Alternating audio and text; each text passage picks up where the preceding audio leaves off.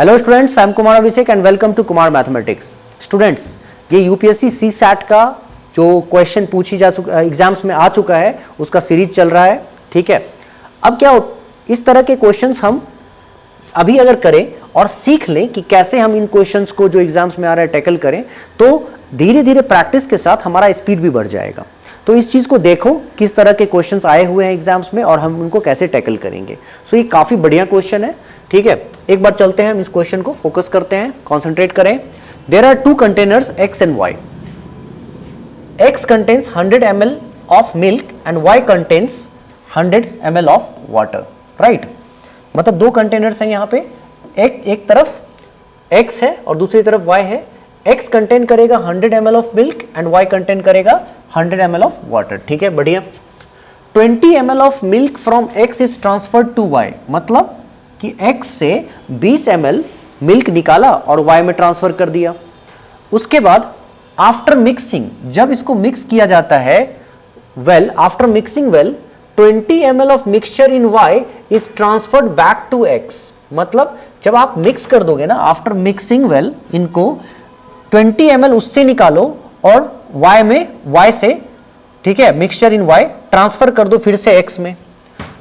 If m denotes the proportion of milk in x and n denotes the proportion of water in y, then which one of the following is correct? बच्चे आप ध्यान से सुन लो और समझ लो मेरी बात को, और क्वेश्चन तभी तुम कर पाओगे आसानी से।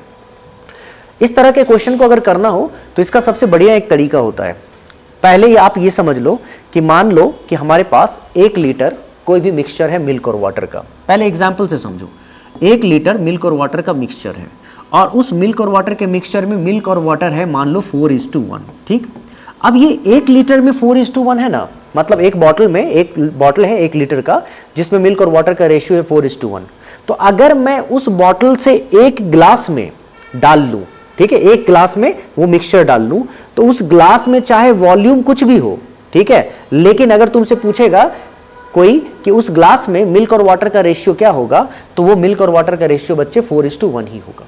ठीक है, अब कोई कहता है कि अच्छा उससे 1 चम्मच निकाल लूं, ठीक है, मान लो कि 1 टीस्पून या 1 स्पून अगर मैं उसमें से मिक्सचर निकाल लूं, ठीक है, ये वाले मिक्सचर में अगर 1 स्पून निकाल लेता हूं तो उस स्पून में भी जो आएगा ना मिल्क और वाटर, वो भी 4:1 रेशियो में ही होगा। ठीक है, इसका मतलब ये होता है अनलेस आप ऊपर से कुछ भी ऐड नहीं कर रहे हो, चाहे आप उस मिक्सचर में मिल्क ऐड नहीं कर रहे हो, वाटर ऐड नहीं कर रहे हो, हमेशा रेशियो सेम होता है। इस बात का ध्यान रखना बहुत जरूरी है।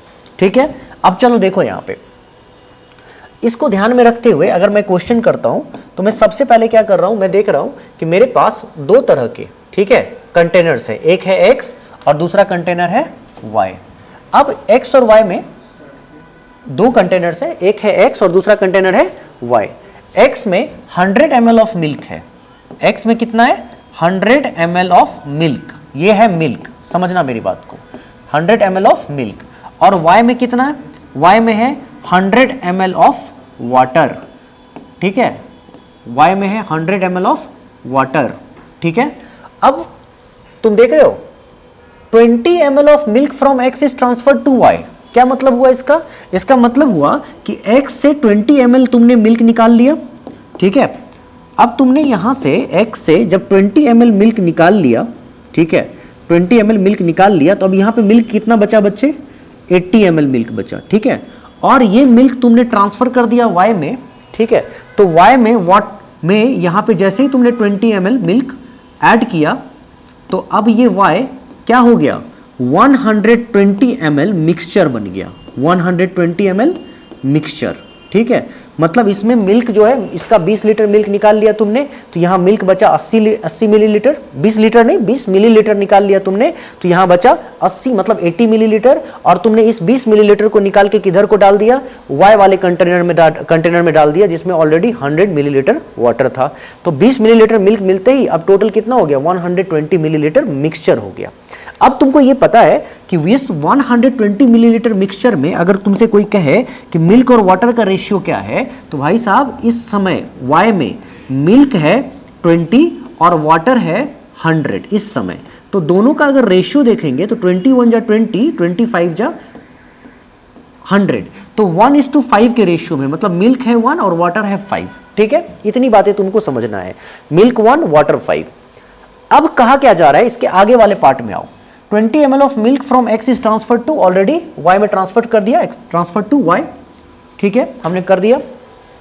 अब आफ्टर मिक्सिंग वेल, मतलब ये ऑलरेडी मिक्स हो चुका है, मिक्स होके मिक्सचर बन चुका है। After mixing well 20 ml of mixture in y is transferred back to x।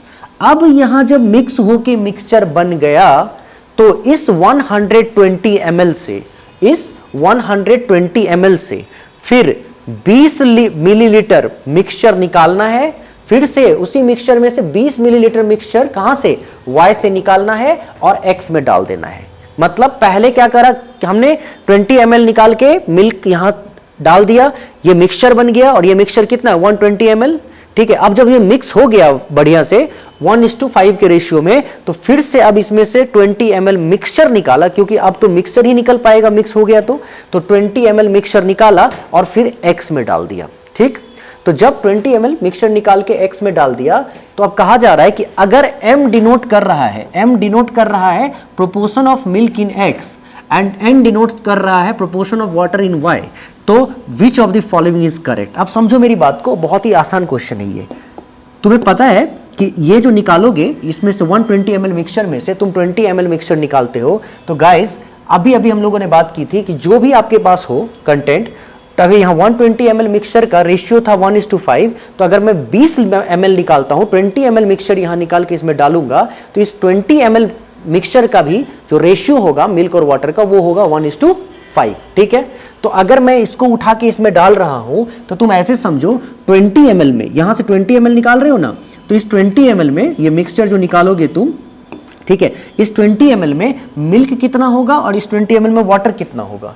तो देखो कितना होगा, मिल्क 1 और 5 के रेशियो में है, तो सबसे पहले 20 जो तुमने निकाला है उसको मैं 1 + 5 6 पार्ट्स में डिवाइड करता हूं, ठीक है। और इसमें मिल्क कितना होगा 1 पार्ट, इसमें मिल्क होगा 1 पार्ट, तो इसमें 1 से मल्टीप्लाई कर देता हूं, तो ये हो गया तुम्हारा मिल्क। इसका मतलब यहां से जो तुम डालोगे इसमें मिक्सचर, तो इसमें टोटल मिक्सचर तो हो गया 20 ml, टोटल मिक्सचर तो हो गया 100 ml, यहां टोटल मिक्सचर 100 ml, यहां भी टोटल मिक्सचर अब 100 ml ही बचा है।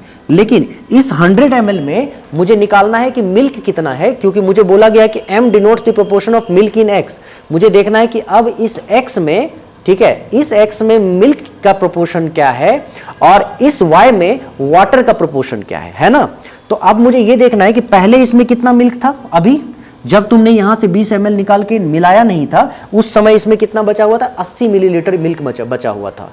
तो अभी इसमें से जब तुम 20 मिलीलीटर निकाल रहे हो तो उस 20 मिलीलीटर में मिल्क कितना निकाल रहे हो बच्चे, तो यहाँ 20 मिलीलीटर में तुमने क्या किया, 5 × 6 20 डिवाइडेड बाय 6 और 1 पार्ट मिल्क था, तो 20/6, मतलब इसको अगर सॉल्व करते हैं हम लोग तो ये हो जाता है 10/3, इतना 10/3 ml तुम्हारा मिल्क होता है इसमें से। ये जो 20 ml तुम निकाल रहे हो मिक्सचर उसमें से 10/3 ml मिल्क है। और इसमें मिल्क कितना था बच्चे, अभी शुरू में 80 ml था, शुरू में नहीं मतलब अभी जस्ट निकाल के इसमें मिलाने से पहले 80 ml। तो इस 80 ml में, इस 80 ml में मैं ये वाला 10/3 ml अगर ऐड कर देता हूं, 10/3 ml, तो कितना होता है जरा देखो तो, 8 3 जा 24, मतलब 240 + 10, ये इस यहाँ पे जो है ना 250/3 ml मिल्क है इसमें। बस मैं मिल्क की बात कर रहा हूँ यहाँ पे। यहाँ 20 ml मिक्सचर में से केवल मिल्क निकाला और मैंने देखा, मतलब निकाल के तो टोटल इसमें हमने मिक्सचर मिलाया, लेकिन जब मिल्क मैंने देखा उसमें तो वहाँ मिल्क था 10/3 ml, जो मैंने इसमें मिलाया 80 ml में, तो ये बन जाता है 250/3 ml। इसका मतलब m की वैल्यू यहाँ पे क्या हो गई, m की वैल्यू हो गई बच्चे 250/3 ml, ठीक। और उसी तरह जब मैं यहाँ पे देख रहा हूँ वाटर की वैल्यू क्या हो जाएगी, तो यहाँ पे अभी वाटर कितना था 100 ml, ठीक है। अगर यहाँ पे वाटर 100 ml था, ठीक है, और अभी तुम यहाँ पे देख रहे हो कि तुमने इसमें से 120 ml में से तुमने यहाँ 20 निकाला, ठीक है, तो 20 ml में से यहाँ जो है वाटर कितना निकला, वाटर कितना निकला, तो यहाँ तुम देख रहे हो ना 20 के तुमने कितने पार्ट्स किए थे बच्चे, तो 20 के 6 पार्ट्स किए थे, जिसमें वाटर कितना था 5 था, तो इसका मतलब काट दो इसे, तो ये 10/3 तो है ही, तो यहाँ पे 50/3, इसका मतलब इसमें वाटर कितना निकल के गया 50/3 ml निकल गया। इसी में 20 ml में 10/3 मिल्क निकला तो 50/3 वाटर निकला। तो इसमें वाटर था कितना 100 ml और 100 ml में से 50/3 ml निकल गया। तो अब बचा कितना, तो मैं यहाँ पे सॉल्व करता हूँ। देखो 100 में से जैसे ही तुमने 50/3 ml निकाला तो ये कितना बचा 300 - 50 दैट इज 250/3 ml बचा। और ये जब 250/3 ml बचेगा ना बच्चे, तो तुम देख रहे हो कि ये कौन सा प्रोपोर्शन है, ये प्रोपोर्शन है किसका, वाटर का y में। तो ये है n इक्वल टू 250/3 ml। तो हम क्या नोटिस कर रहे हैं कि एक तरफ m है 250/3 ml मिल्क का x में प्रोपोर्शन, और दूसरी तरफ n है 250/3 ml वाटर का n किसमें, y में प्रोपोर्शन। ये क्या है, इक्वल है, तो हमारा ऑप्शन यहाँ पे क्या होगा, m इक्वल टू n। सो इस क्वेश्चन का सॉल्यूशन बहुत इजी हो सकता है, इसको हम चाहें तो कुछ ही सेकंड्स में कर सकते हैं। तो जब मैं एक्सप्लेन कर रहा हूं तो you will have to understand, but जब आप सॉल्व कर रहे होगे तो किसी भी फिगर से आप सॉल्व कर सकते हो मान के, ठीक है। थोड़ा इसको डेसिमल्स में भी सॉल्व कर सकते हो, बट जो भी आसान लगे ना तरीका उसी को अप्लाई करो and try to find answer fast. So इस तरह के कॉन्सेप्ट्स लेकर मैं बार बार आऊँगा, अच्छे क्वेश्चंस लेकर आऊँगा, अच्छे कॉन्सेप्ट्स हम लोग सीखेंगे। चलो गाइज, मिलते हैं हम लोग नेक्स्ट वीडियो में। Thank you so much, see you and take care, bye bye.